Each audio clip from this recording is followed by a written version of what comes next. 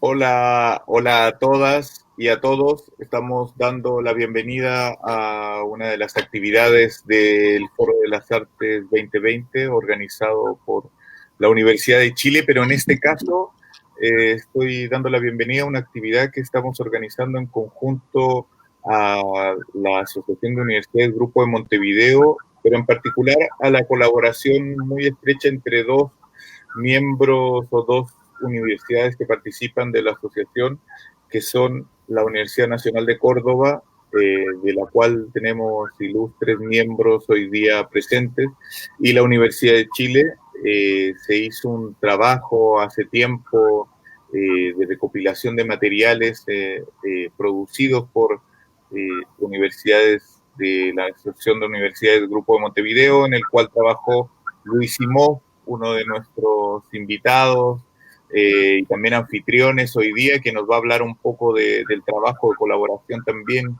en la generación de redes, en la generación de archivos y en la generación también de visiones sobre el cine latinoamericano. Y por otro lado, la Universidad de Chile, Guillermo Jarpa, quien no está presente, pero que es coordinador general también de la Dirección de Creación Artística, y quien ha trabajado en conjunto con Luis Horta, director de la Cineteca de la Universidad de Chile. Además de Luis Simov y de Luis Horta, tengo el honor de presentar a Ana Mohadet, ¿cierto, Ana? Quien es, entiendo, decana de la Facultad, ¿no?, de Artes en la Universidad Nacional de Quilmes, perdón, de Córdoba, y de Córdoba, y Santiago Sein, también investigador especializado precisamente en archivos audiovisuales, en estéticas audiovisuales, entiendo, de nuestra hermana Universidad Nacional de Córdoba. Así que la verdad es que es para nosotros un privilegio presentar una actividad conjunta. La muestra, digamos, la reflexión la va a presentar y los ámbitos a discutir los va a iniciar en realidad Luis Simó, quien es encargado de Relaciones Internacionales de la Universidad Nacional de Córdoba y a quien nos acerca también una mirada, yo diría, común respecto a la importancia y el valor que están teniendo en este momento la creación audiovisual y los archivos audiovisuales en momentos muy críticos de las democracias en América Latina, en momentos críticos también, por cierto, a partir de la crisis de un modelo que ha generado realmente estragos en las sociedades latinoamericanas y que obviamente en el caso chileno se ha visibilizado en mayor medida a partir de lo que se denominó acá el estallido social el 18 de octubre de 2019 y por cierto la pandemia a nivel global. Así que hemos discutido de estos temas en otros espacios con Luis Horta, pero me gustaría dar la palabra a Luis Simón, quien sin duda le puede dar un enfoque que trascienda no solo lo latinoamericano, sí, perdón, lo chileno, sino también una mirada mucho más desde lo latinoamericano y desde la importancia que tiene para nosotros en América Latina, en Sudamérica, el referente de la Universidad de Córdoba, la Universidad Nacional de Córdoba. Venimos de la celebración del aniversario del Grito de Córdoba. Eso desató una serie de reflexiones sobre el rol de las universidades y en ese rol y en esa manera crítica de ver nuestro lugar y nuestro quehacer, el foro propone este espacio para también discutir sobre la relevancia de los archivos y de la creación audiovisual en el espacio de la creación artística latinoamericana. Así que con esto no me alargo más, le doy la palabra a Luis Simov, quien creo que más como un especialista que yo propiamente tal, puede dar un poco el pie a la idea de lo que hemos estado trabajando al alero de la Comisión de Producción Artística y Cultural de la Asociación de Universidades Grupo de Montevideo, pero más que en concreto el trabajo de la asociación, un poco de estas miradas comunes sobre lo que está ocurriendo con la revaloración de lo audiovisual y de los archivos audiovisuales en diferentes áreas, como por ejemplo el tema de derechos humanos en América Latina, Luis. Bienvenido. Oh, sí, perfecto. Muchas gracias. Primero, Fernando, darte un abrazo a la distancia. Hemos tenido la posibilidad de conocernos en los encuentros de la Comisión de Producción Artística y Cultural de UGM. Y bueno, un poco ahí en ese momento nacieron un par de ideas con las que venimos trabajando. Primero, bueno, quiero presentar a Ana, que es la decana de nuestra facultad, Ana Moaed. Ella es profesora titular de una cátedra de cine y televisión, es realizadora documental, ha trabajado con memoria y archivo, y también es una importante militante de los derechos humanos que llevamos con mucho corazón acá en la provincia. Y por otro lado, Santiago Seguín es licenciado y en este momento es el director del archivo del CEA, del archivo del Centro de Documentación y Conservación Audiovisual de la Universidad de Córdoba, que es una construcción que nace a mediados de los 90 y donde tiene mucho que ver las relaciones interfacultades que se van dando, que de alguna manera en ese momento, lo que ahora somos la Facultad de Artes desde el año 2011, éramos parte de la Facultad de Filosofía y Humanidades, y bueno, al escindirnos se ha continuado este trabajo conjunto en el CDA, que es un espacio conjunto entre las dos facultades. Bueno, continuando un poco lo que veníamos hablando, por un lado presentar esta muestra de cine itinerante que venimos trabajando desde la Comisión de Producción Artística y Cultural de UGM, que bueno, esto surgió el año pasado cuando no teníamos la pandemia de por medio, pero al final terminó siendo una buena iniciativa. Se han juntado alrededor de unos 40 trabajos de diferentes unidades académicas de Paraguay, Argentina, Brasil, Chile, Uruguay, o sea que es muy interesante para ver y está bueno para ir armando, aunque son todas producciones actuales también, ¿no? Pero es un poco, es un archivo también de memoria de lo que van pensando nuestros estudiantes, nuestros realizadores y de lo que se va construyendo, así que está bueno también esta posibilidad de que diferentes producciones de diferentes ámbitos se vayan subiendo a partir de la muestra itinerante, se vayan subiendo a la plataforma de UGM para poder compartirlo, y bueno, y esas ideas que hablábamos hace más de un año en Goiânia, hoy van a tomar piel en la pantalla virtual. Estábamos a un paso, iba a ser creo el 24 de septiembre, iba a ser la inauguración, de marzo, perdón, iba a ser la inauguración al CEN Santiago, que bueno, presencialmente lamentablemente se tuvo que suspender.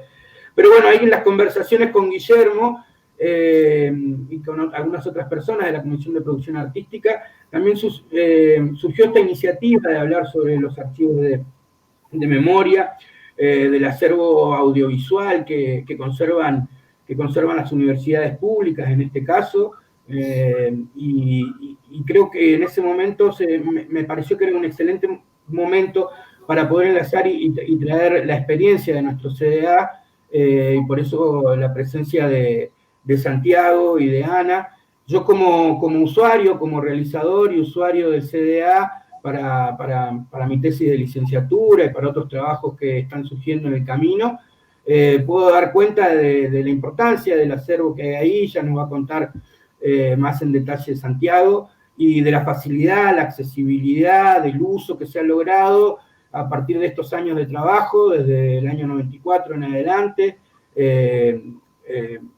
con un convenio que se firma desde cátedras, con los SRT, que ya Santiago va a explicar bien, son los multimedios de la universidad, que son los que aportan el principal acervo del que se empieza a trabajar.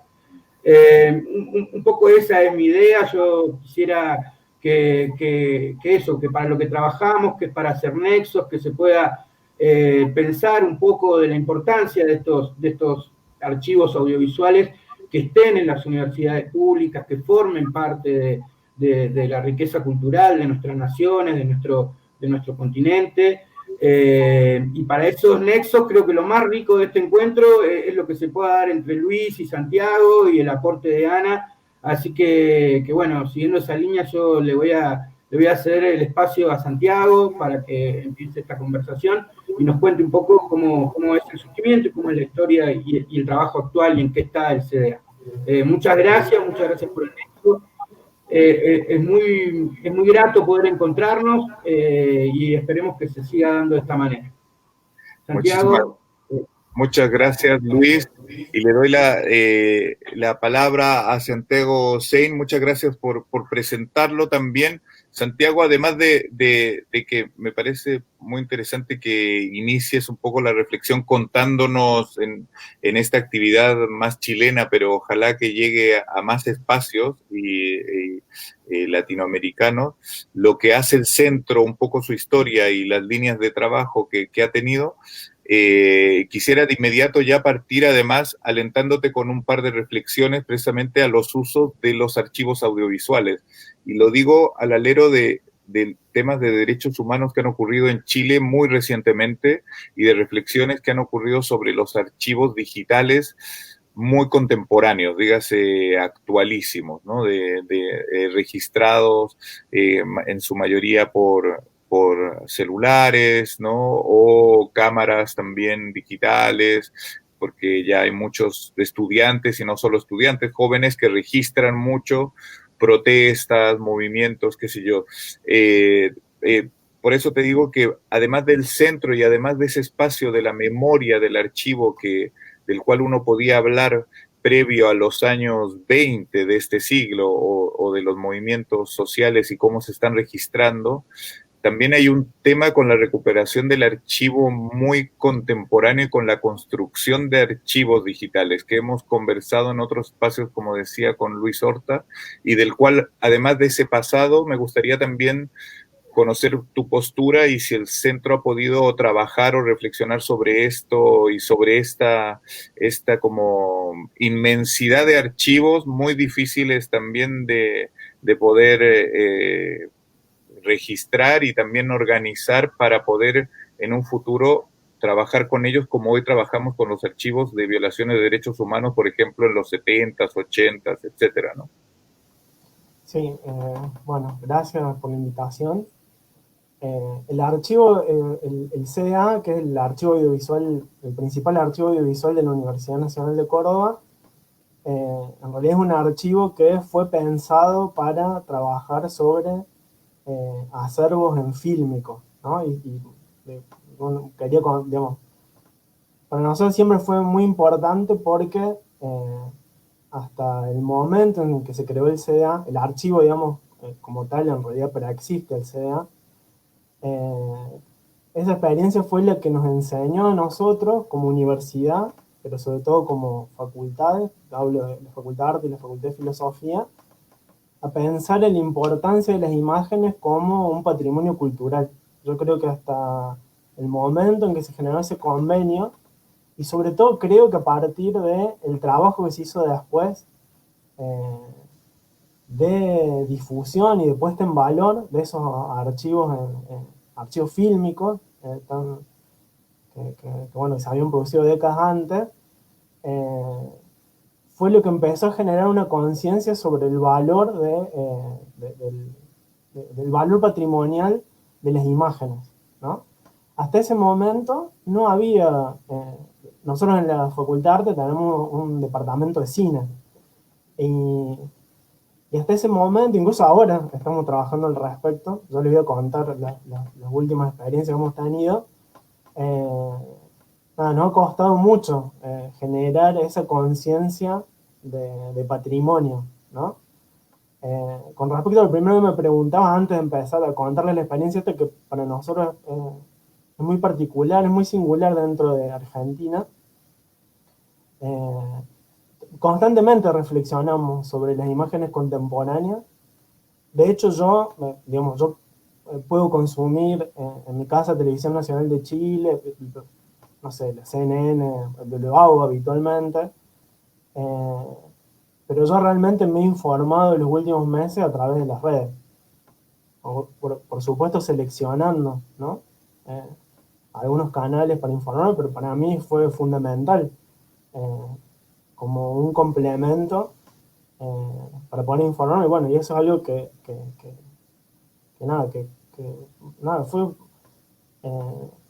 fue fundamental para conocer exactamente, digamos, para conocer lo que estaba pasando desde otro lugar y para poder contrastar. ¿no? La fuente que es tradicional a la que yo puedo acceder, que era la televisión y los diarios.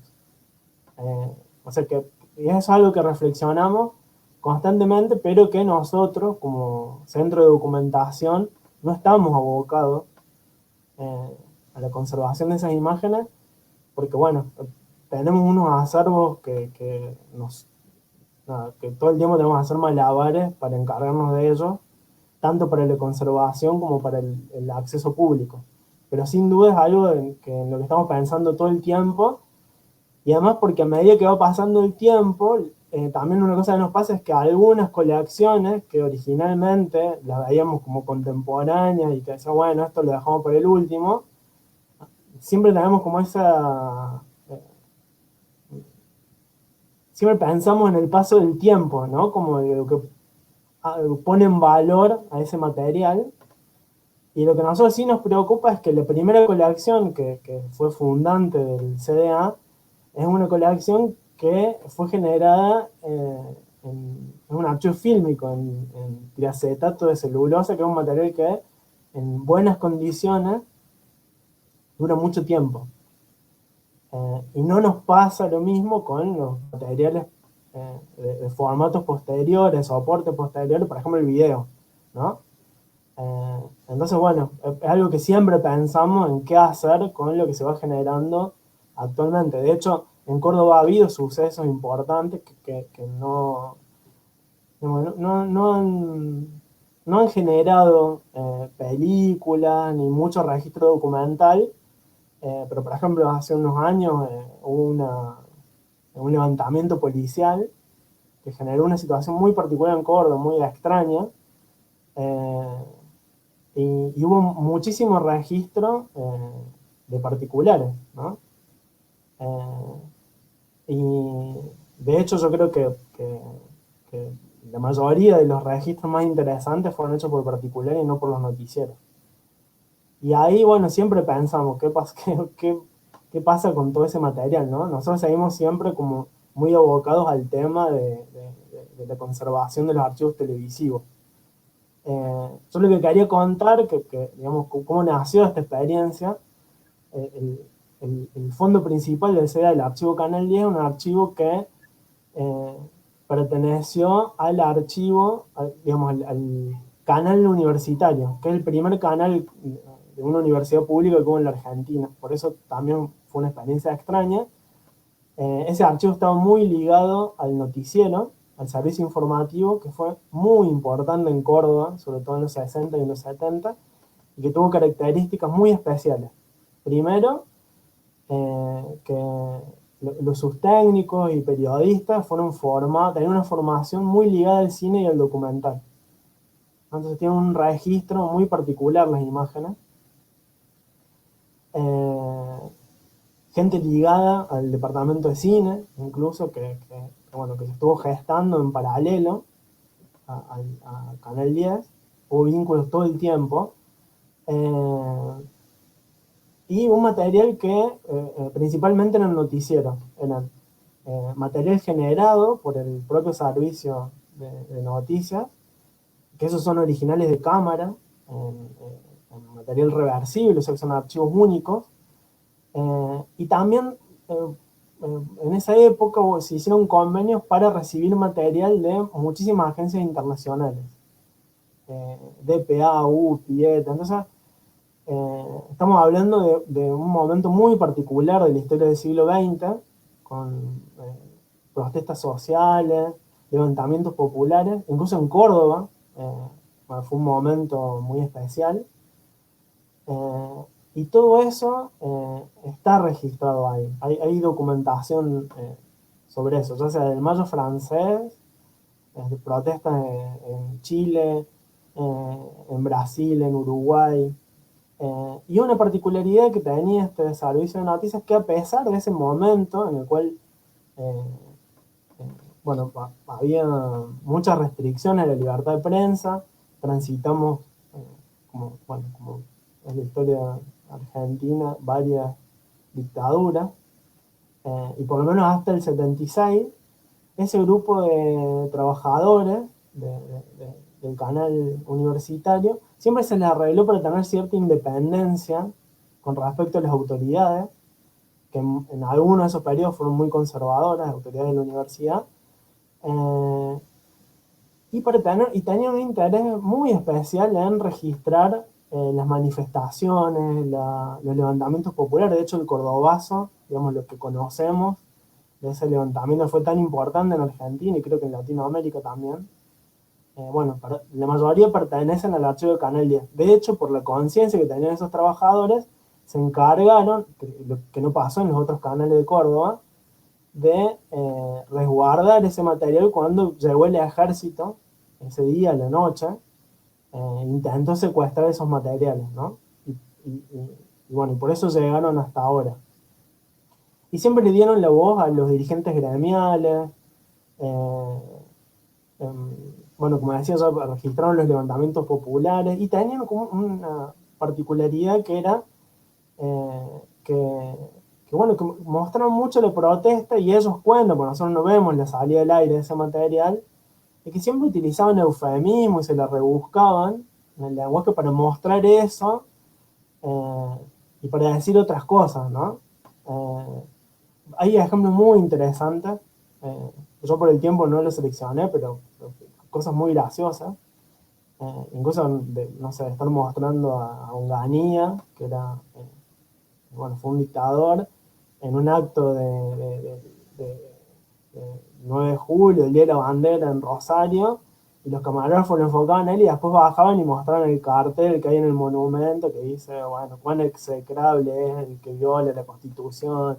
Y todo el tiempo había esos mensajes. Y una construcción también desde el documental, por ejemplo, hace planos de detalles de las botas en el desfile y dejaban la cámara mostrando una nena sentada. Todo el tiempo se les encargaron no solo para registrar eso, sino para mostrarlo de una manera muy especial. Y bueno, eso cuando llegamos a ese material nos pareció, bueno, muy interesante. En el año 94, como decía Luis, fue cuando se hizo el primer convenio con el canal de la universidad. Ese material estuvo mucho tiempo olvidado en un depósito, y como el canal necesitaba, en un principio, vieron de que podía ser útil para su programación, nos dijeron cómo hacemos para recuperar esto. Y pensaron en la universidad, que creo que no es casualidad. La universidad siempre dio un marco institucional muy especial, que yo creo que no hubiera sido posible de otra manera. De hecho, después, posterior, otros canales privados de Córdoba generaron convenios para recuperar su archivo. Y gracias a ese marco que nos dio la universidad pública, pudimos asegurarnos primero generar una metodología para trabajar con los archivos audiovisuales, que en Argentina no había experiencias de ese estilo, o muy básicas. Ahora ha cambiado un poco, o bastante. Y una cosa que a mí siempre me pareció muy interesante, que nos dio la posibilidad a las facultades, de la Facultad de Filosofía y la de Arte, que fue generar equipos multidisciplinarios para trabajar, ¿no? En filosofía está la carrera de archivero, los historiadores siempre fueron muy importantes en el trabajo con este archivo. Su primera directora fue una historiadora, la doctora Silvia Romano. Y después, bueno, también el trabajo con, sobre todo, gente del departamento de cine, ¿no? Que fue de que tenía un amor increíble por tener contacto con el material fílmico. Ya era época de video, y bueno, tener en las manos, eso genera una magia que todavía existe, que los chicos que filman con sus celulares, con sus cámaras digitales, cuando se encuentran con el fílmico en la mano, bueno, ahí se produce algo que yo lo sigo viendo todavía. Y bueno, y la universidad nos dio ese marco, también nos generó, hablamos hace un ratito con Ana, bueno, como universidad pública en Argentina, algunos problemas con respecto al presupuesto. Pero bueno, dentro de la universidad se logró generar toda una metodología de trabajo, pensando primero en la conservación de esos materiales, primero en la recuperación, ¿no? Que eso fue toda una tarea, Eh, Después en la conservación de los materiales, después de un tiempo, eh, las facultades lograron disponer de un espacio, de una bóveda climatizada, que es muy importante, controlar bueno, algunas cuestiones medioambientales para que eso se conserve adecuadamente. Y después, bueno, pensar en el acceso público, ¿no? Que eso siempre estuvo ligado desde un comienzo al trabajo con los archivos audiovisuales. Porque además sabíamos de que eso, de que la puesta en valor de eso y la difusión iba a ser lo que iba a generar conciencia sobre el valor patrimonial que tenían esas imágenes. Y una vez que logramos eso, bueno, empezó desde un comienzo el interés primero de parte de los investigadores de la universidad, también de los realizadores, primero dentro del departamento de cine, eh, porque bueno, siempre pensamos esos materiales eh, como, como unos documentos que tienen grandes posibilidades para la creación de nuevos discursos, ¿no? Y, por un lado, para generar conocimiento, ¿no? Que ahí fue donde trabajaron los historiadores y bueno, de las ciencias sociales se trabajó mucho eh, con esos documentos como fuente, que había pocas. Ahí hubo todo un aprendizaje. Eh, y, y por otro lado, bueno, generar nuevos discursos audiovisuales, que eso fue otro momento importante, ¿no? Cuando esos materiales, la posibilidad de acceder a esos materiales, eh, nada, posibilitó generar documentales, películas, series de televisión para canales muy importantes de Argentina. Como yo primero trabajé ahí, hice todo mi ciclo como estudiante, como investigador, después como realizador, Sí, recurrí a Santi, esos materiales. me Sí. parece que un punto que sería importante como para ir cerrando es que cuentes la relación entre lo que son los otros archivos. ¿Por qué es tan importante este archivo en relación al negocio de archivos, digamos, que hay en general, ¿no? Bueno, o sea, yo creo que primero por las características que tiene el archivo, yo había seleccionado ahí un pedacito eh, de una noticia, que es una cobertura que hizo el servicio informativo de Canal 10, que vino a cubrir la campaña electoral del 70 en Chile, ¿no? Entonces tiene unas características que para mí son muy simpáticas. Eh, pero bueno, pero que habla también realmente Córdoba en ese momento más todavía es el interior de la Argentina. Entonces, bueno, contar con los recursos y tener interés en cubrir esas noticias, eh, nada, bueno, ya habla de que estamos ante un acervo muy especial. Pero en Argentina, eh, no solo de que los canales, por ejemplo, privados de Córdoba tenían un enfoque muy diferente, eh, un enfoque político diferente, sino también de que todos esos archivos son de muy difícil acceso y en general en la Argentina no se han conservado muy poco, en muy malas condiciones. Eh, para nosotros también eso fue como una especie de escuela, porque después de ese fondo documental empezaron a llegar otras colecciones de fotografías, de otros materiales fílmicos, incluso de archivos familiares. Y así fueron apareciendo, ¿no? El primer noticiero cinematográfico de Córdoba, que es del año 36, el Nitrato, las primeras películas. Ahora, bueno, estamos trabajando sobre una cosa que nos entusiasma mucho, que es un fondo, una colección, que era lo que fue la Cinemateca de la Escuela de Arte, donde hay películas de realizadores como Prelorán, como Glazer, de los propios alumnos. Y bueno, y mucho de ese material se pensó que había desaparecido durante la dictadura, cuando se intervino el departamento de cine, se cerró el departamento de cine. Hay una historia ahí que todavía estamos investigando sobre eso. Y nos encontramos que cuando empezamos a identificar esos materiales aparecieron muchos de esos cortometrajes, sobre todo, que se creían desaparecidos, que habían sido destruidos, digamos, eso era lo que... por eso nos ayudó mucho una investigación de Ana, una tesis que hizo de una de sus carreras, creo que de comunicación social, donde Ana hizo el inventario más completo que hay sobre el cine de Córdoba. Y bueno, eso es nuestro... Pero bueno, ahí en la tesis de Ana nos figuraban muchos esos materiales que, bueno, que la copia era inexistente, no se sabía de eso, dónde había quedado. Bueno, y esos materiales fueron apareciendo. ¿no? En ese tipo de cosas son en las que estamos abocados. Es una cosa que, digamos, porque no me voy a extender mucho, pero una cosa que quería comentar es que en todos estos años, además el acceso a investigadores, de realizadores, pensando en el tema de la memoria, y aprovechando que están acá, que bueno, que para nosotros es como, no sé, es un símbolo de la resistencia, y bueno, de la lucha por los derechos humanos. Nosotros, una cosa, yo voy a contar una experiencia que me parece que no, es como un ejemplo. Después sí se trabajó mucho en ese sentido, pero hay un vínculo muy importante entre estas imágenes. Tiene que ver también con la forma de registrar de los trabajadores de Canal 10. Yo cuando todavía era estudiante y trabajaba en el CDA, se acercó un chico que era el hijo de un dirigente estudiantil, no de un dirigente estudiantil, un dirigente de la Juventud Peronista ya, un dirigente muy importante a nivel nacional, el jefe de una de las regionales, en un momento en que la Juventud Peronista era muy importante, un actor político muy importante en Argentina.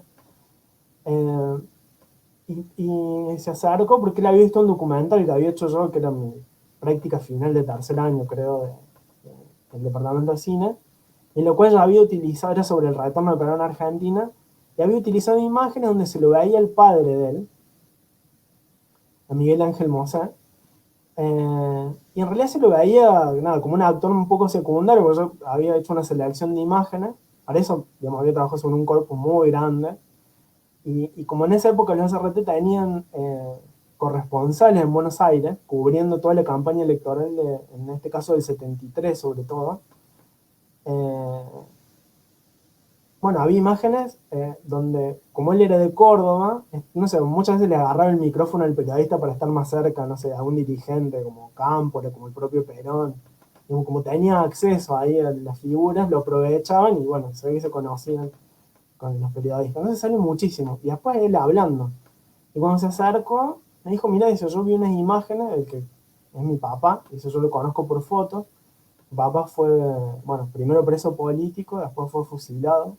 Digamos, esto se sabe por los juicios que hubo después en Argentina, juicios y condenas. En ese momento los militares, bueno, hicieron creer que había sido una fuga, bueno, una historia. Pero el caso es que su hijo no había llegado a conocerlo, porque era un bebé. Y nunca había escuchado ni su voz, ni lo había visto en movimiento, digamos, ¿no? Y bueno, él justo iba a viajar a Barcelona a vivir en uno de los tantos éxodos que se suelen producir en nuestro país. Y me pide que por favor quería verlo el padre. Entonces yo agarré, armé una torta con todas las imágenes que yo sabía que existían de su padre. La mayoría no estaban en ese momento que no fue video, iba a ser digitalizado. Y se lo puse en un proyector. Y ahí nos dimos cuenta de la posibilidad que existía a través de estos documentos para este tipo de casos, de, bueno, empezar a ver desde otro lugar a gente que había sido desaparecida, bueno, que la dictadura aparte se había encargado de borrar sus rastros. Y yo ahí, digamos, entendí la dimensión que podían llegar a tener esos documentos.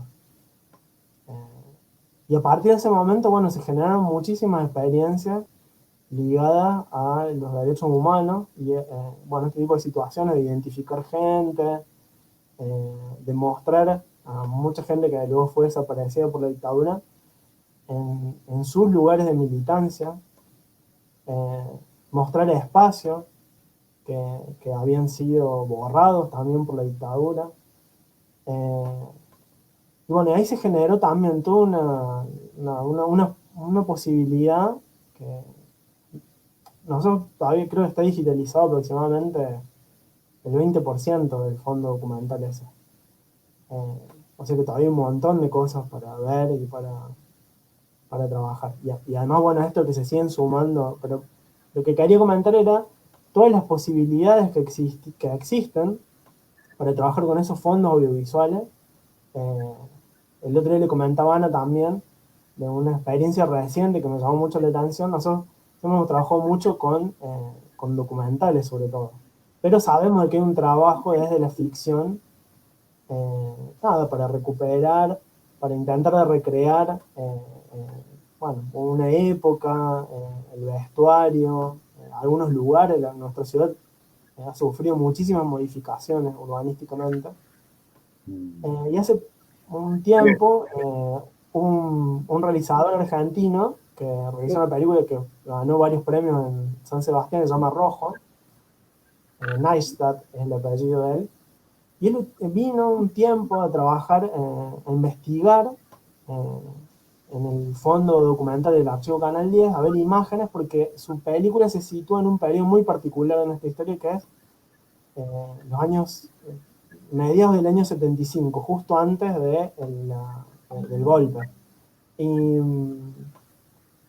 a mí me llamó mucho la atención el trabajo que hizo, porque cuando yo vi la película, hay una escena donde aparece un interventor. La película está situada en el interior, en un pueblo imaginario del interior de Argentina, y aparece un interventor que cuando lo vi me hizo acordar mucho un interventor que hubo en Córdoba de ultraderecha, nacionalista, muy ligado a un grupo parapolicial que se llamó la AAA, en Córdoba, el Comando Libertadores de América, bueno, que generó todo un plan represivo anterior a la dictadura, todo un trabajo previo preparando, digamos, el camino. Y cuando lo vi, bueno, me llamó muchísimo la atención y nada, él generó, a partir de su clima de época, en una ficción, a partir de estas imágenes de archivo de noticiero. Y es un trabajo muy interesante y está muy logrado. Y cuando uno ve las noticias originales, digamos, de esa época, nada, hay un clima, una tensión de esas imágenes, esos operativos, esos funcionarios, de la propia población civil, que me pareció muy interesante de qué manera logró trasladar eso y cómo usó como documento, como fuente, ese material que nosotros siempre lo pensamos más bien como una fuente para el trabajo en el documental. Claro, claro. No, yo creo que parte de las últimas ideas de las cuales tú planteabas, Santiago, me parece que son las más pertinentes para darle la palabra precisamente a Ana, en el sentido de la dimensión política del archivo, Ana. Yo creo que esa dimensión política tiene varias capas, podríamos hablar. Por un lado, había toda una cultura de generar archivos sobre las violaciones a derechos humanos, sobre la ficción hecha a propósito del periodo de las dictaduras latinoamericanas, etcétera. Es decir, en el espacio-tiempo había una lógica en la cual se miraba y se valorizaba tanto institucionalmente como a nivel del campo audiovisual, la significancia, la importancia de tener archivos, de invertir en archivos y de generar archivos. Hoy, a la vuelta, digamos, después de tantas crisis, de nuevo, políticas, y por cierto, en este contexto de la pandemia, que sin duda instala también una crisis económica en América Latina, ¿no? Una crisis nuevamente donde las universidades van a tener que entrar a luchar por sus presupuestos, donde va a haber que legitimar de nuevo el campo de las artes, donde, por cierto, los archivos audiovisuales no son la prioridad dentro de la inversión en artes y cultura, y lo decimos desde nosotros, de nuestro campo. Ahí hay otra dimensión también política que no tiene que ver exclusivamente con una tercera dimensión, y es los usos políticos del archivo, los usos políticos de los cuales nos hablaba Santiago, que pueden desembocar desde el registro de movimientos muy locales, y eso cómo genera impacto en una forma de de generar noticias hasta la producción de nuevos y más materiales de ficción o materiales documentales o materiales de denuncia, a partir de, por supuesto, una cultura de archivo, una inversión en archivo y una conciencia política del posible uso documental o artístico del archivo, ¿no? Gracias y gracias por darnos este lugar, habilitar este espacio de conversación, que supongo que estarán algunos ahí atendiendo. Y me gustaría que para ir a hablar de archivo, hablemos antes de memoria, ¿sí? Y de política, y de arte en todo caso, digamos, como tirar ahí algunas chispitas en relación a eso, porque a veces se habla de memoria y hay una intención directa de hablar en eso, hay una intención política, ¿no?, para conectar, que hablar de memoria es hablar del pasado, que el pasado no interesa en ese sentido, ¿no? Mientras que hablar de memoria, para nosotros, es hablar de un presente contextualizado. Es más, es hablar de proyectos a futuro que están reclamando desde el presente un modo de ver, fundamentarse, orientarse, construir una línea de trabajo responsable y serio de hacia dónde uno va, ¿sí? Es decir, hablar de memoria es hablar de un presente contextualizado, es hablar de una visibilización de disputas, de procesos, de posicionamientos, ¿sí? De modos de cómo uno construye proyectos futuros siempre fundamentado, digamos, ¿no? Es decir, necesita sustento, orientación, necesita fundamentación y no está tomado de los pelos, ¿no? Entonces, eso siempre es un proyecto, la memoria es un proyecto político que disputa con los proyectos políticos que se instalan desde el vaciamiento de la experiencia, ¿no? Porque además la memoria con experiencia y con reflexión. La experiencia, la valoración de la experiencia y de la reflexión que reniegan, denostan, digamos, rompen y si pueden la sepultan, la secuestran, ¿sí?, los procesos neoliberales, ¿está? Eso por un lado. Por otro lado, entonces, un proyecto político es un proyecto que de alguna manera plantea modos de, vamos a decir a los rancières, disputa, modos de ser, organizar, distribuir el tiempo, el espacio, los cuerpos, etcétera, en el mundo, y las artes tienen esa misma tensión en relación a las sensibilidades, en relación a esa distribución, en todo caso, de las sensibilidades, y ahí es donde me parece que tiene mucha importancia los archivos.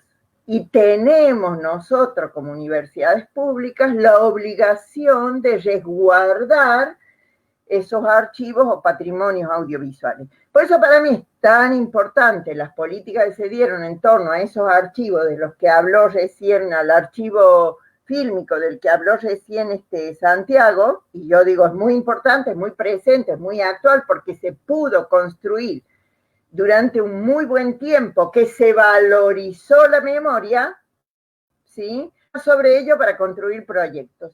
Pero, ¿qué ocurre? También ocurre que, sobre todo en los 90 y en los inicios del 2000, por lo menos en nuestro país, hubo políticas que de alguna manera denostaron los procesos de memoria. Y además eso coincidió con toda una serie de registros que no tenían soporte fílmico, sino que tenían soporte en otros formatos que tienen más, son más, bueno, efímeros, como todo lo que es el soporte magnético, ¿no? Entonces, hay también una preocupación que empezó a surgir, sobre todo en la década del 2000 y Chirola, hasta hace poco una preocupación bien importante respecto de qué hacemos con los archivos estos actuales, para dar cuenta de las luchas actuales y de todo eso que se fue perdiendo en el camino. Digo, es una preocupación que surgió muy fuerte, pero fuertísima, en los sectores de los documentalistas cordobeses. Por ejemplo, yo voy a hablar de lo que conozco, ¿sí? En los sectores de la universidad, en los sectores, por ejemplo, en la asociación de ASAECA, que es la Asociación de Estudios del Cine Argentino y Latinoamericano, digo porque ustedes, en FEISAL, la Federación de las Escuelas de la Imagen y el Sonido de América Latina, ¿sí? Surgió muy fuerte en diversos grupos de trabajo, ¿sí? De ahí es que recién el Santi nombraba que una de mis tesis, pues yo estudié cine y después estudié comunicación, estudié cine la cerraron durante la dictadura, no la pude terminar y además a mí me secuestraron y detuvieron durante la dictadura. Cuando salí, estudié comunicación social porque el cine estaba cerrado y ahí hice una tesis en relación a todos los trabajos que yo creía desaparecidos, algunos se están encontrando ahora, que eran de la facultad, digamos, de lo que había sido el departamento de cine y algunos otros que se habían hecho en relación a los grupos Cine y Liberación y Cine de la Base, digamos, de Córdoba. Pero también después hubo muchos intentos de organizar archivos, ¿sí? Esos intentos de organizar archivos de este tiempo, de los 80, de los 90, de los inicios del 2000, empezaron a tener políticas de apoyo, pero luego en nuestro país vino el macrismo, ¿sí? Y el macrismo volvió a romper, hizo un agujero negro nuevamente, donde todo aquello que veníamos construyendo cayó en términos de archivos, políticas, patrimonio, etcétera, etcétera. Y ahora es como volver a empezar. En realidad me hace acordar mucho al planteo de me estoy olvidando el nombre del el compañero que trabajó mucho en no ficción, que hizo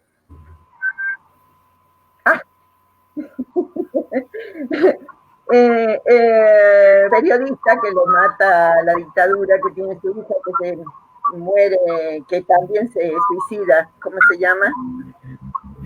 Bueno, que él dice que siempre la lucha de los pueblos está permanente. Rodolfo Walsh. Gracias. Sí, gracias. Me vas a acordar Rodolfo Walsh, que dice que la lucha de los pueblos siempre tiene que volver a empezar como si no hubiera existido nada antes, digamos, ¿no? Tiene que siempre estar, y entonces, que es el deber nuestro, armar esos, digamos, construir esos bases en las cuales queden asentadas, que no es un inicio, digamos, ¿no? Que no hay un inicio nuevamente, sino que tenés de dónde venir. Asentar esas experiencias, ¿no? Asentar esas reflexiones que ya las hubo, asentar esos registros, ¿sí? Tenerlos a mano. Bien, en esa línea creo que hoy nosotros nos toca volver a plantear políticas serias en relación a recupero de materiales audiovisuales, ¿sí? Hay algunas cosas que están surgiendo, sobre todo a partir de ciertas facilidades tecnológicas, pero yo tengo cierta preocupación porque están como derivadas en YouTube y en los canales de YouTube en los cuales se cargan y todavía no hay una sistematización clara y un modo de organizar. Sigue siendo una preocupación seria para todo lo que es recuerdo incluso las últimas reuniones en FEISAL, la Federación de las Escuelas de la Imagen y el Sonido de América Latina, en la que Chile también participó, y la última que yo recuerdo que discutimos modos de construir y resguardar los patrimonios audiovisuales, la hicimos en Valparaíso, ¿sí? Que es esta preocupación respecto de cómo trabajamos eso con algunos lineamientos que nos podamos apoyar mutuamente, porque los modos de trabajo que tiene los archivos fílmicos que sí han tenido algún tipo de catalogación, organización, etcétera, no han pasado a estos otros y encontramos mucha dificultad, incluso como si estuviéramos en un mar de cosas que no sabemos cómo organizar, catalogar, clasificar y poner disponible, para no meter todo eso en una bolsa, porque luego la DISO se hace compleja. Bueno, eso es tarea pendiente. Eso es tarea que vamos haciendo sobre la marcha y es una tarea que no podemos desligarnos y que creo que es una de las deudas que tenemos. Pensar en común cómo rescatamos los archivos presentes, digamos, inmediatos, para decir sí, los recientes, los que tienen estos formatos digitales, formatos en VHS, formatos en Umatic, formatos en todo lo que es magnético, cómo los recuperamos, los ordenamos, los recuperamos. Yo voy a contar una experiencia chiquitita, armé durante un par de años un proyecto para la Universidad Nacional de Córdoba, junto con organizaciones sociales, territoriales, etcétera, para recuperar audiovisuales documentales que registraran modos de resistencia de los barrios, ¿sí? Y logramos tener un cierto material. Ahora, lo tenemos nosotros. ¿Qué hacemos con eso? Están dando vuelta en cajas que tenemos y que mientras no existan políticas que destinen recursos a eso y podamos entonces constituir espacios claros en nuestras universidades para eso, es complejo como armar eso. Bien, hasta ahí y abierta ahora las preguntas, debates, no sé, debe ser complejo. Sí, muchísimas gracias, Ana. Ahora yo creo que vamos a abrir después una ronda de reflexiones o de preguntas, si hay de comentarios. Luis, yo creo que cae de cajón un poco también plantearte esta idea de la obligada convivencia con algo que mencionaba Ana, que es los archivos de las redes sociales, un poco, ¿no? Esos otros archivos que vendrían a ser como los enemigos del archivo del cual estamos hablando, el archivo ordenado, como dice Ana, el archivo con un sentido, y que es ese gran Google, esa gran cantidad de información, a veces efímera, a veces no tan efímera, que aparece ordenada por empresas o ordenada por las cuentas de redes sociales, es decir, bajo otro tipo de algoritmos o algoritmos que responden a otros intereses. Quiero decir con esto que pareciera ser que también los archivos contemporáneos se enfrentan a nuevas formas tanto de archivo, de generar archivos, de generar acumulación de data, como nuevas formas de creación, ¿no? Uno de los desafíos, por ejemplo, de este Foro de las Artes, que tiene la obligación por la crisis sanitaria en la que estamos de ser virtual, es precisamente que las prácticas artísticas, por ejemplo, de un grupo de personas que asiste a una conversación como esta, no tiene nada que ver con las que eran en lo presencial. Y eso pasa un poco con lo que empieza a negociarse también con los archivos, es decir, pareciera ser que también vamos hacia un tipo de creaciones documentales, por ejemplo, inacabadas, no editadas, ¿no? Desordenadas, mucho más, incluso en la creación, uno lo ve en los estudios, en los estudiantes, en los documentales más jóvenes, también relatos más con estructuras mucho más diversas que las que tenía la estructura documental, quizás de denuncia o de relato hasta hace no mucho. Y eso es uno de los desafíos también los cuales se enfrenta una cineteca, un centro de investigación o un centro de archivo, es decir, cómo entender los nuevos códigos de elaborar contenidos audiovisuales, pasando por formatos, la duración, por ejemplo, ¿no? El valor del segundo hoy en día es mucho mayor que el de hace unos años, y por supuesto, quienes lo están compartiendo, cómo lo están compartiendo, cómo se lleva ese archivo al espectador, al público, a la ciudadanía, a las comunidades.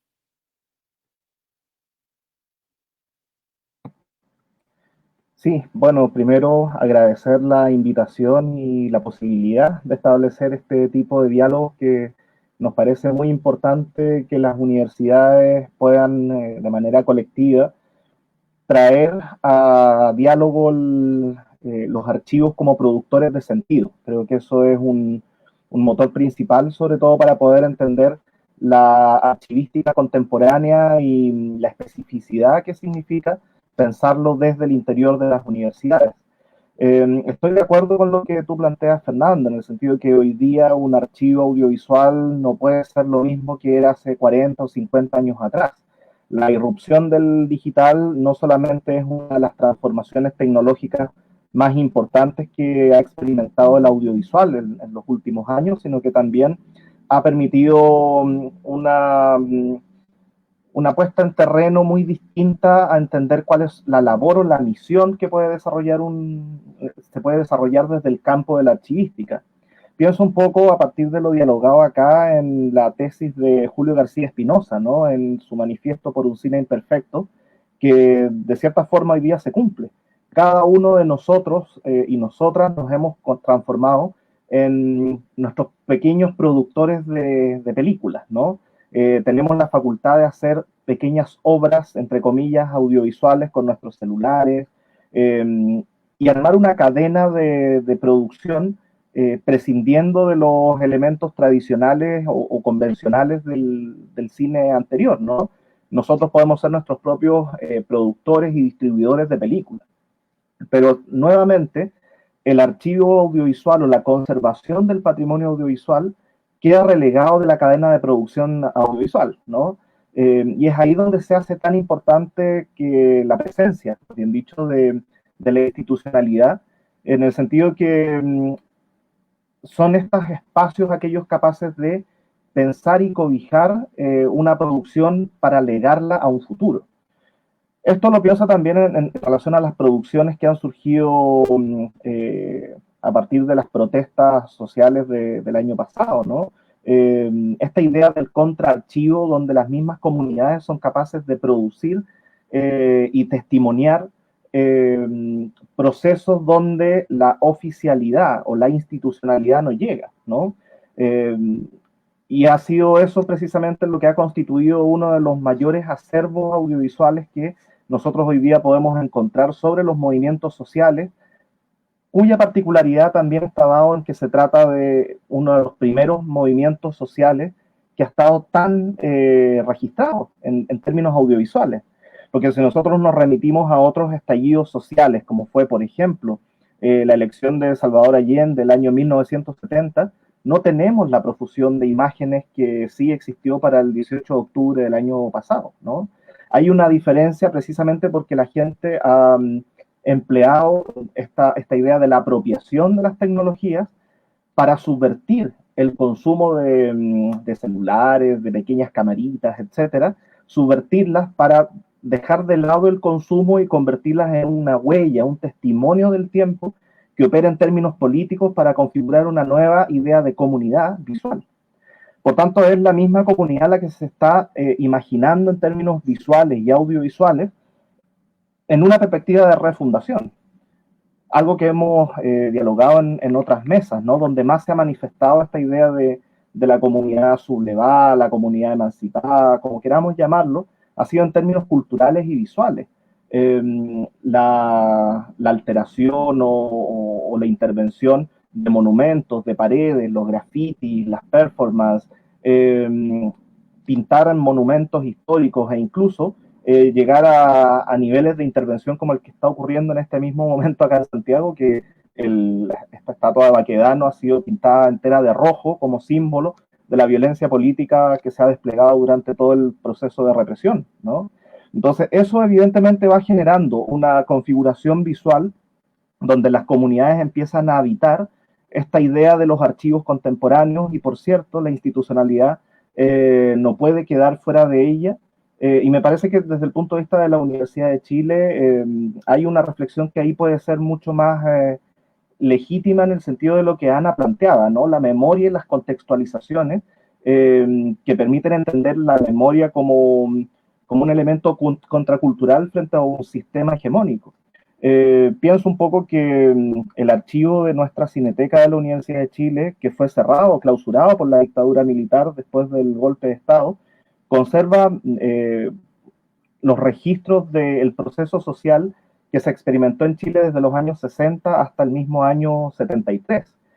Incluso con la particularidad casi anecdótica de que en ese mismo septiembre del año 73 nuestra Cineteca iba a estrenar un largometraje, Descomedidos y Chascones, de Carlos Flores, que hablaba de la juventud y la politización de la juventud en los años de la UP, estreno que quedó clausurado precisamente por la intervención militar. O sea, ese era el grado de trabajo en las comunidades, el trabajo territorial que estaba haciendo la universidad hasta antes de esa histórica intervención militar que nunca antes había experimentado nuestra universidad y de la cual hoy día aún vivimos ciertos coletazos, ¿no? Pongo un poco ese ejemplo como para generar un vínculo con pensar el rol de los archivos universitarios en la actualidad. Porque, bueno, también lo hemos comentado, ¿no? Esta idea como de hablar de la vinculación de las universidades con la sociedad civil como si se tratase de dos unidades escindidas, una de otra, ¿no? La universidad es la manifestación misma de la sociedad civil, no son dos cosas distintas, ¿no? Pero por lo mismo creo que es muy importante que esa manifestación se cristalice en prácticas y en políticas.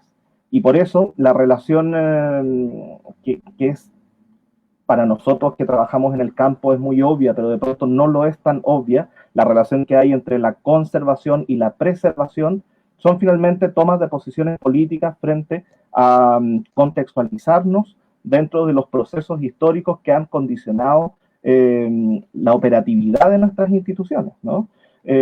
Básicamente porque al despojarse de un relato historiográfico y de los hitos donde las universidades han tenido una incidencia concreta en el desarrollo de un proceso de conservación, de visibilización también de comunidades, o del trabajo territorial por medio de los cineclubes o de las exhibiciones en terreno, ahí también se va generando un trastocamiento de las identidades, porque resulta que toda esa gente que participó en las películas, que participó viendo las filmaciones, que participó en estas películas colectivas que se hicieron en los años de la Unidad Popular, sienten que no hay una correspondencia precisamente porque una hegemonía institucional ha tratado de limpiar, de desplazar o de invisibilizar esos procesos. Precisamente la recuperación y la puesta en valor del rol que han tenido las instituciones en la historia, las instituciones públicas y universitarias en la historia, como productores de sentido, es que nuevamente nos hace encontrar el camino, la ruta respecto a cómo pensar las prácticas y políticas que desarrollamos desde la institucionalidad contemporánea. Y por lo mismo, quizás uno de los elementos que siempre yo, cada vez que participo como en algún tipo de conversatorio o mesa, como que tiende a ser como un motivo recurrente, es la falta de financiamiento, la falta de apoyo que existe de parte del Estado a la conservación y preservación del patrimonio audiovisual, pero creo que el capital que las universidades hoy día tienen es un capital mucho más valioso, que es la capacidad de reflexionar en términos críticos sobre la imagen, la capacidad de tomar rutas que estén pensando desde hoy, desde adentro, las posibilidades del archivo audiovisual. Tal como Santiago mencionaba en su presentación, no se puede dividir la historia social y la historia política de los archivos audiovisuales universitarios de la región, ¿no? Creo que las dos van de la mano, las dos van muy fuertemente vinculadas, y creo que eso también ha incidido directamente en cómo las distintas políticas de Estado han operado con los apoyos hacia el trabajo de preservación y puesta en valor de nuestro patrimonio audiovisual. pero por lo mismo esta conciencia que nosotros tomamos respecto a cuál es el rol que están cumpliendo los archivos en la actualidad, nos permite tener un capital muy valioso respecto a cómo proceder y qué decisiones tomar en términos de archivística, en términos de profesionalizar la disciplina de los archivos audiovisuales para poder, a partir de eso, no ser unos meros exhibidores de películas, sino que ser productores de sentido sobre nuestras propias realidades contemporáneas.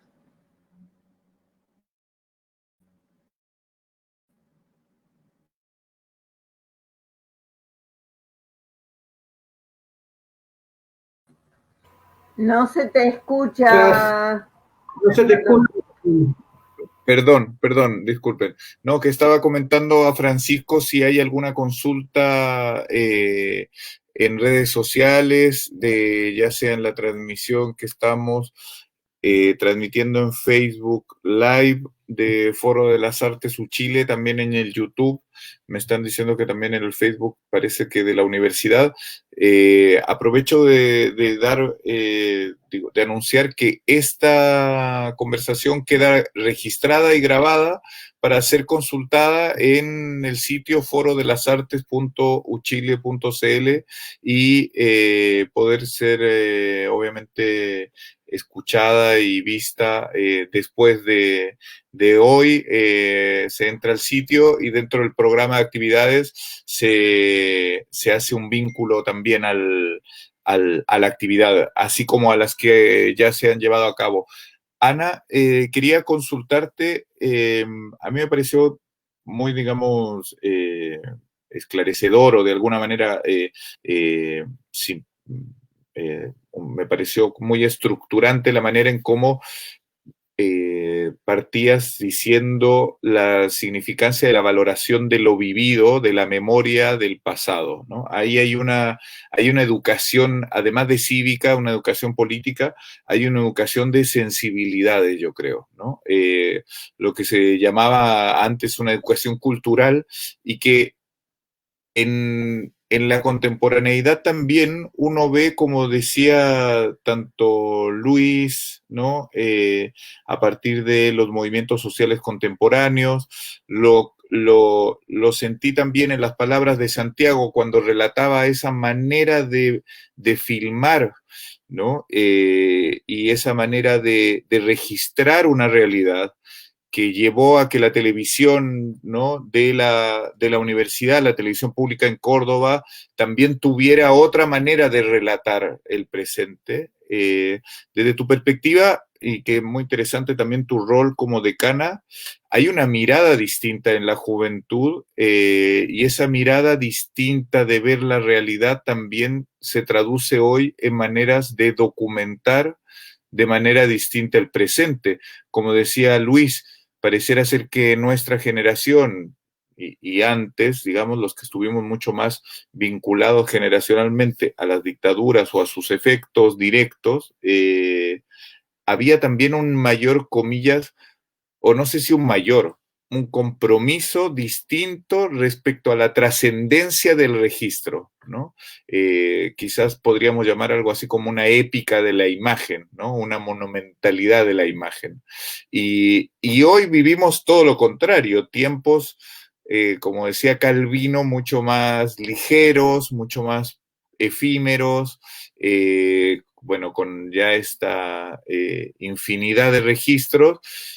¿Qué opinión tienes tú de esa nueva sensibilidad, ese ojo de registro y, por supuesto, de la intensidad de los movimientos sociales que hay hoy en día? Ustedes lo han vivido con la desaparición, por ejemplo, de dirigentes sociales o estudiantes, el caso, bueno, en fin, de desapariciones en diferentes manifestaciones, por supuesto, después oposición a todo lo que era el macrismo, pero un caso interesante, a mí me tocó estar en algún momento en Córdoba, es el feminismo argentino de los últimos años y la intensidad del feminismo, de la protesta feminista y por supuesto del registro y de lo que debe significar también esa mirada audiovisual de la cual estamos hablando actualmente, ¿no?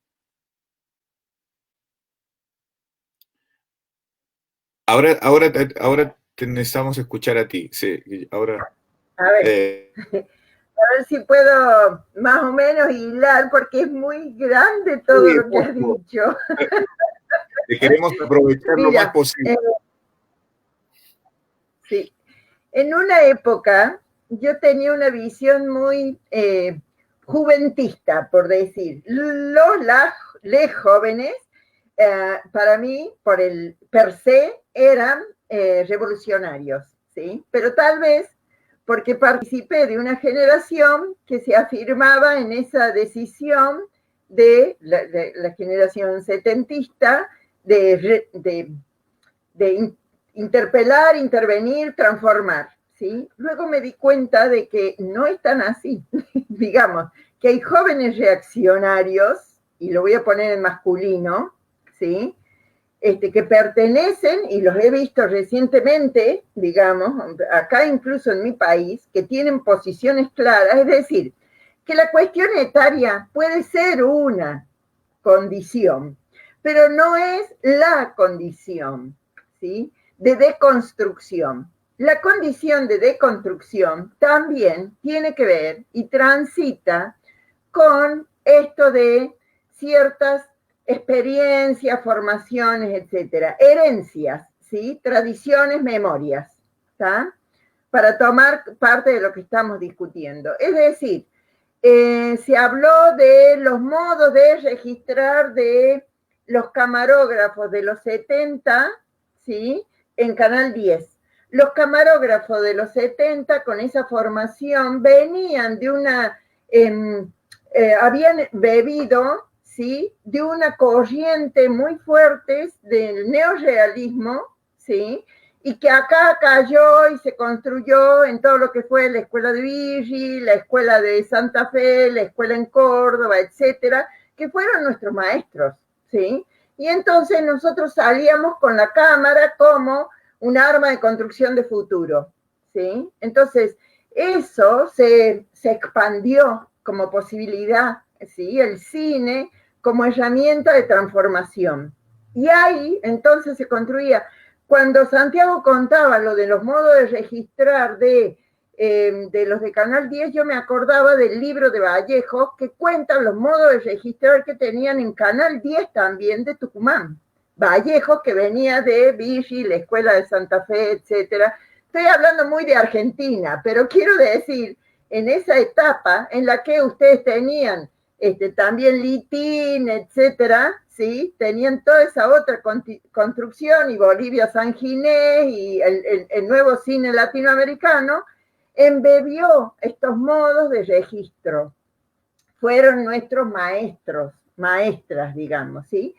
Mientras que después hubo etapas en las que eso también se perdió. Yo lo que creo es que existe en este tiempo, creo en Chile, creo en Argentina. En Argentina hubo un movimiento muy fuerte también de deconstrucción a partir sobre todo de todas las luchas de derechos humanos encabezadas por las viejas, ¿sí?, pero también por hijos, y por modos de construir en nuestras facultades que también de alguna manera fueron construyendo nuevos modelos de tensiones, de cómo de construir lo hecho para plantear nuevos proyectos. Y en Chile me parece que lo que marcó fuertemente es la calle, digamos, los modos en cómo uno sale a la calle, y en la calle necesitas registrar, ¿sí?, y necesitas registrar mientras te tiran gas y vos estás con la cara tapada y empezás a ver cómo construir ese registro a partir de la sensibilidad de estar en la calle y sentir eso, y tenés estas herramientas y empezás a deconstruir. Es decir, los lenguajes, ¿sí?, están más que en relación a corrientes cinematográficas o a estéticas propuestas, los lenguajes disputan con la construcción política, con las tecnologías, con los modos de hacer y andar y disputar en el contexto. Entonces me parece que los lenguajes tuvieron que adaptarse a las condiciones de lucha, ¿sí? Y a partir de ahí empezaron a salir. ¿Por qué ahora andamos con los proyectorazos? Digo, los andan ustedes que con proyecciones en las plazas. Nosotros en Córdoba hemos hecho proyecciones hace poco por los incendios, ¿sí? Hemos hecho proyecciones porque acá, a partir de proyectos mega empresariales y de toda digamos, la devastación sojera en los campos y los proyectos desarrollistas de countries, ¿qué se ha hecho? Se queman los campos, y se queman, se les va el fuego, o no se les va, lo hacen adrede, ¿sí? Pero aparece de pronto quemado los incendios forestales en Argentina en este tiempo han sido fatales. Son incendios clandestinos o clandestinizados, porque hay pruebas de que son empresas, digamos que o estancias que inician los fuegos. Sin embargo, aún la justicia no ha llegado ahí. ¿Y qué se hicieron? Se proyectaron, se hizo toda una proyección, un movimiento de proyección que se llama Argentina Arde por todo el país, que son modos de responder en esta situación en la cual estamos. Con la pandemia, con dificultades de hacer una marcha, con dificultades de poner en juego también a nuestros compañeros y compañeras en una situación de posibilidad de contagio, entonces se eligen otras estrategias. Las estrategias surgen a partir de las condiciones, no es que alguien inventa y le aparece y la musa pasa y dice, ¡ay, qué tal si proyectamos que antes no proyectábamos!, ¿no? Es decir, bueno, no podemos salir, ¿qué hacemos? Proyectamos, ¿qué hace? Digamos, eso más otras cuestiones, digamos. Por cierto, me parece que esas son las tensiones y ahí es donde está el debate, digamos, el proyecto estético. Justamente la política, digamos,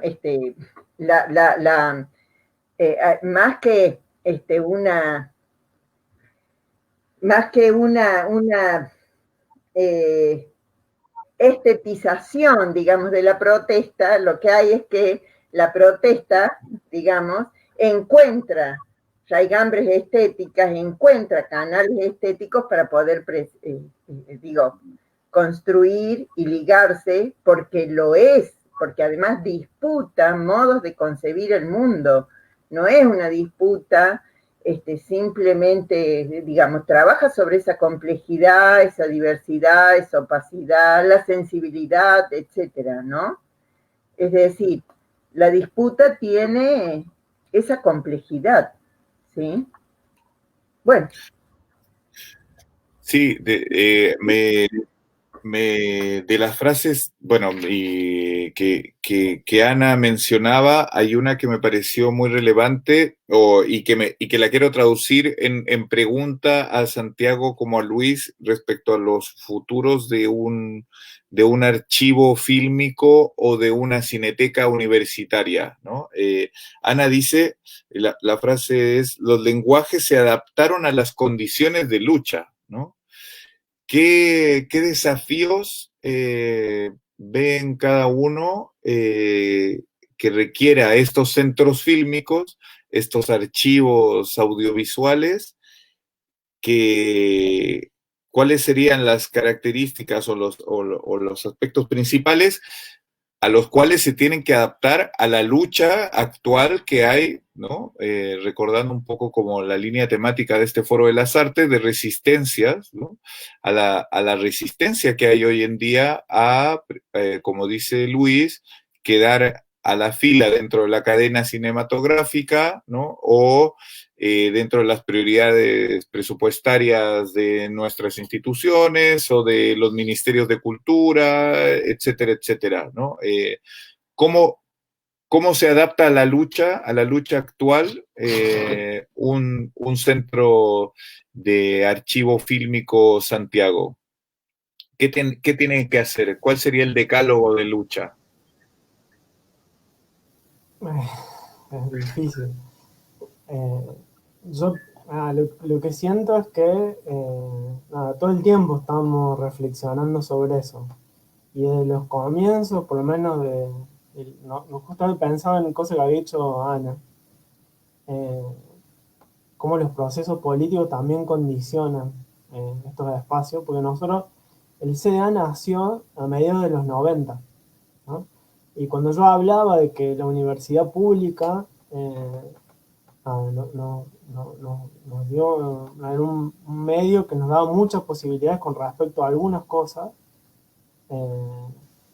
esa institucionalidad nos permitió formar recursos humanos, armar equipos multidisciplinarios, pero ya nacimos con una restricción presupuestaria muy fuerte, muy, muy fuerte. Entonces, por muchos años, esto que yo cuento, como digo, por ahí sonó más idílico, fue muy complicado porque la universidad se había comprometido a tanto conservar como preservar ese material, y cuando se hizo la primera mudanza desde el canal al departamento de cine, bueno, lo primero que surgió era que era muy complicado generar un espacio, y después un espacio que cumpliera con unas condiciones medioambientales que en ese momento empezamos a entender que hacía falta para conservar eso en condición, porque todos esos conocimientos se empezaron a generar, no había una experiencia previa.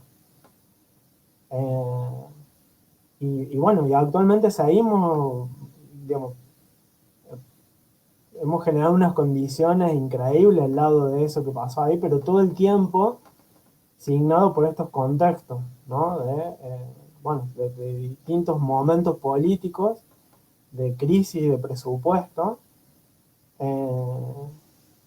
Y nosotros siempre desde un comienzo tuvimos como estrategia algo que yo comenté antes, que fue pensar en la puesta en valor de los fondos, de los documentos que guardamos. Yo usé la palabra guardamos, que no me gusta tanto. Y la difusión de esos materiales, ¿no? El acceso público a esos materiales. Eso es lo que a nosotros nos permite, es dar visibilidad y generar en la gente, pero también institucionalmente, la idea de que ese material, ya sea fílmico o ahora un material contemporáneo, tiene valor de patrimonio cultural, ¿no? Yo creo que ahí está digamos, ahí hay una disputa de sentido que todo el tiempo tenemos que estar ahí, mostrando. Ana comentaba recién lo del proyectorazo, y nosotros justo antes de la pandemia, con el archivo Novelo, con un archivo de placas de vídeo, de fotografía, de la primera mitad del siglo XX de Córdoba, hicimos una curaduría, una selección de imágenes de mujeres en distintas situaciones, que estaban registradas ahí en el archivo, sobre todo ligados a oficios, a espacios en los que la mujer tenía acceso en esa primera mitad del siglo en Córdoba. Y una cosa que decidimos fue hacer una gigantografía con esas fotografías y sacarlas a la calle, ¿no? Primero en la ciudad universitaria, y ahí no solo estamos dando cuenta de un tema que está ahí candente en la sociedad cordobesa, en la sociedad argentina, en el mundo, con respecto a los derechos de la mujer, sino también mostrar ese documento, ¿no? Sacarlo a la calle. Con Ana hablamos mucho de eso, de esa idea yo tengo una lucha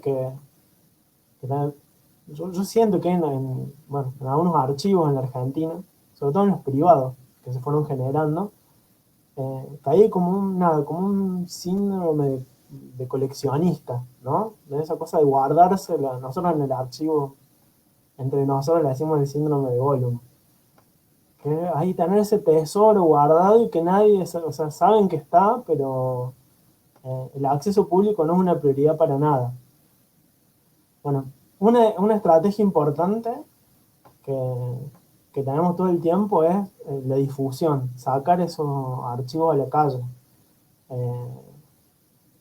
A nosotros es lo que más nos ha resultado, dar visibilidad, saber que eso existe, y eso también genera después en la gente esa conciencia sobre el archivo audiovisual pensado como patrimonio cultural, ¿no? Como algo que nos pertenece también a toda la sociedad cordobesa. Para nosotros eso, digamos, como estrategia fue algo que siempre nos funcionó y que actualmente seguimos utilizando. Tratar de sacar los archivos de la calle. Sí, yo Claro, puedo agregar claro. algo ahí. Ana, ¿sí? Sí, que a mí me parece justo el ejemplo que él estaba dando respecto de este trabajo sobre el registro de fotografía, que se hizo una curaduría en relación a fotografías de mujeres. Voy a retomar sobre un planteo que hizo el otro compañero sobre los archivos siempre de alguna manera ayudan a resignificar, digamos, aportan en esta línea en la que se resignifican lecturas, propuestas, apuestas. Ligando con esto que vos decías bien, el rol de las compañeras hoy, sobre todo mujeres, con el pañuelo verde, ¿sí?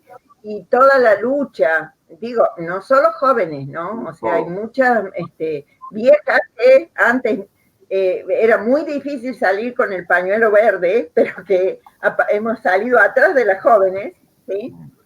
Pero que esta pelea no es una pelea nueva, es una pelea histórica que hoy se puede traer, mostrar, resignificar, porque también esas peleas fueron clausuradas, ¿sí? Fueron no mostradas. Entonces los archivos nos permiten encontrar también esos modos de que de alguna manera rescataron, pero que fueron invisibilizados, ¿sí? De esa lucha histórica, por ejemplo, de mujeres. Ayer hubo acá una situación también histórica, que es Dolores Echeverre, que es hermana de grandes terratenientes argentinos, tomó la disputa de un territorio que le pertenece a ella en la herencia, digamos, de esta familia, para que la trabajó con un movimiento social, digamos, importante, que es Tierra y Trabajo, creo que se llama, pero que van a en la disputa por la herencia, la mujer es la que se posiciona en hacer una donación social de la parte que tiene. En realidad también el movimiento social no le cobra honorario, sino le cobra territorio para poder asentarse. Y digo, ¿quién la puede resolver? Es una mujer. La imagen de la mujer es también una cosa bien interesante para ver en archivos y en toda la disputa histórica. En nuestro país, por ejemplo, tenemos muchas mujeres que han sido muy vapuleadas públicamente, mujeres con trayectoria pública, desde Levita, digamos, que es todo un símbolo, que fue vapuleado, ninguneado, destruido, ¿no? En su simbología, hasta la misma Cristina, ¿no? En toda una destrucción simbólica que, bueno, que los archivos desdicen eso, pero que hay que rescatarlos, ponerlos, resignificarlos y ubicarlos.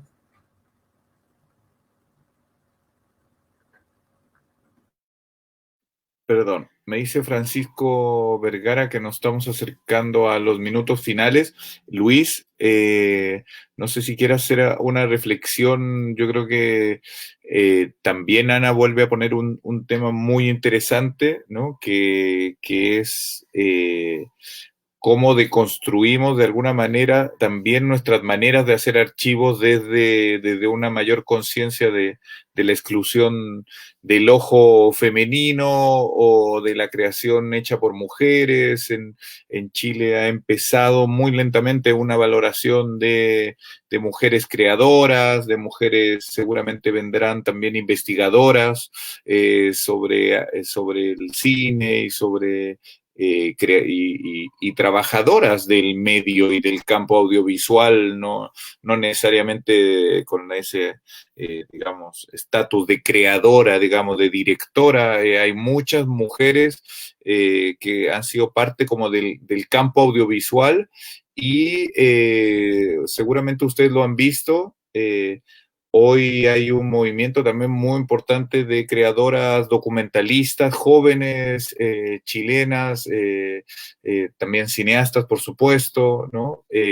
Está ese tema y, por supuesto, el tema del cual hemos hablado y del cual celebramos con esta conversación, por un lado, por supuesto, este diálogo con la Universidad Nacional de Córdoba y por otro, la conciencia común de la relevancia de los archivos fílmicos, los archivos patrimoniales, audiovisuales y de su relevancia como generadora, como decías tú, de sentido, su relevancia en términos políticos en tiempos no fáciles para nuestros países y nuestras comunidades, ¿no?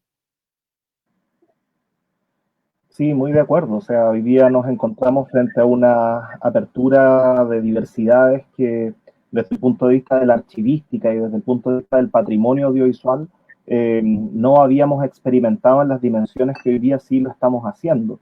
Y no solamente desde el punto de vista del feminismo, sino que también veo los contraarchivos que surgen desde los pueblos originarios, las iniciativas de regiones, porque pienso un poco que hasta hace 20 años atrás hablar de archivos audiovisuales era casi equivalente a hablar de archivos audiovisuales de Santiago, ¿no? Algo que realmente no se condice con la cantidad de materiales audiovisuales y producciones que hay en distintos puntos del país. Y creo que eso también tiene mucho que ver con el alcance y la circulación que dan los medios digitales. Recuerdo un poco cuando en el año 2010, a partir de la conmemoración de los 50 años de nuestra Cineteca de la Universidad de Chile, propusimos crear un sitio web que almacenase y difundiera el patrimonio audiovisual chileno. Y en esa época fue visto de manera bien reticente, recuerdo, porque decían, bueno, cada vez que se le pone play hay que pagar los derechos de exhibición. No, pero si nosotros somos una universidad, esto es con fines educativos. Pero bueno, entonces, ¿dónde queda el cobro? No, es que no es una exhibición, es material educativo. O sea, había una completa escisión dentro del medio audiovisual o del sector audiovisual respecto al mercado y la educación, como que no se podía concebir que corrieran en rieles completamente distintos. Hoy día, en plena pandemia, este sitio web que lo pudimos hacer, que es cinetecavirtual.uchile.cl, es uno de los recursos educativos más utilizados en el país, sobre todo por el aislamiento sanitario, y las más de 400 películas que hoy día tenemos almacenadas ahí se utilizan en clases, se proponen en los programas académicos, no solamente de Chile, sino que de todas partes del mundo, porque no hay ningún tipo de restricción geográfica, y eso también se da porque finalmente ese proyecto nosotros lo empezamos a elaborar pensando un poco desde adentro de las comunidades, no sobre ellas y no desde una mirada, o sea, no intentando jerarquizar a partir del archivo como un elemento de poder y de control, sino que tratando de entregar una herramienta, tal como decía Santiago, una herramienta que permita la educación, que fomente la circulación de ideas y de saberes. Yo creo que en la medida de que no se pierda eso como foco del trabajo de los archivos universitarios, es que realmente vamos a poder dotar de sentido a todos estos archivos que conservamos. Muchísimas gracias, Luis Horta, director de la Cineteca de la Universidad de Chile. Quiero quizás solo darle la palabra, bueno, muchísimas gracias, Ana Moadet, decana de la Facultad de Artes de la Universidad Nacional de Córdoba, Santiago Sein también, profesor y director del Centro de Conservación Archivística. Santiago, ¿cómo es el nombre? Corrígeme, por favor.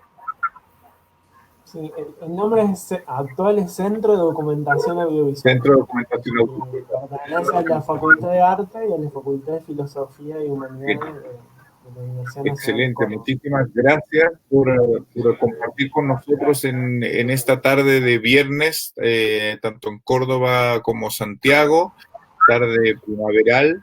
Y Luis, no sé si quieras además despedir también tú, invitando a que las personas puedan ingresar y con una muy brevísima reseña del tipo de materiales fílmicos, esta curatoría que se hizo en conjunto con Guillermo Jarpa, como dices tú también, Natalia Fuster de la Universidad Nacional de Asunción en Paraguay y de la Universidad Federal Río Grande del Sur, UFIGRIS, quienes enviaron materiales y se hizo una selección que va a estar accesible a todo el público también de las universidades de Sudamérica, digamos, en este caso. Bien, bien, Fernando. Bueno, primero agradecerles a ustedes por este espacio que me parece que ha sido muy valioso y que ojalá se continúe más allá del conversatorio, que se puedan seguir haciendo diálogos y trabajos conjuntos. Y bueno, de alguna manera lo que estrenamos hoy, la Universidad de Chile ha programado para hoy dos trabajos de la Facultad de Artes de la Universidad de Córdoba, un cortometraje ficcional, Noche Gris, y un largometraje documental de un compañero muy querido, del Laro Almagro, que es Primera Luz. Así que bueno, para disfrutar eso y que sigamos en la misma línea de conservar nuestra memoria audiovisual, la del pasado y la actual, que es para el futuro. Así que muchas gracias a la invitación desde la facultad y eso, que se continúen estos canales de diálogo. Sí, los invito a activar sus micrófonos para despedirnos todos. Muchísimas gracias, Ana. Muchísimas gracias, Santiago, Luis.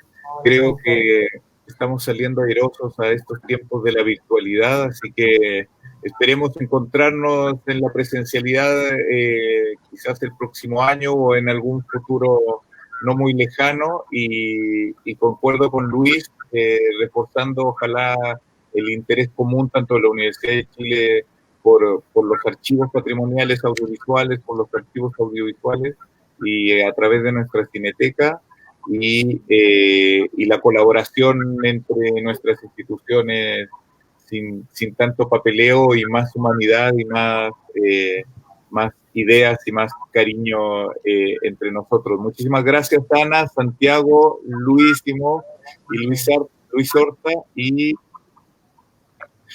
Muchas gracias a todos. Sí, por favor. Muchas gracias. Y ojalá Latinoamérica tengamos un norte más importante, más libertario, más fraterno, con gobiernos que representen esas fraternidades, esas solidaridades, esas construcciones más igualitaristas y justas. ¿Sí? Absolutamente, y tus palabras son muy atingentes. Nosotros tenemos como les decía, este 18 de octubre, antes de las bambalinas, les contaba el aniversario del estallido social, y el domingo siguiente tenemos las elecciones de plebiscito para cambio constitucional. Así que muchas gracias a su participación a esta mesa, y nos veremos en un siguiente encuentro. Muchas gracias a todas y a todos por conectarse, y los invitamos a que sigan viendo la programación forodelasartes.uchile.cl. Hasta la próxima. Gracias. Muchas gracias.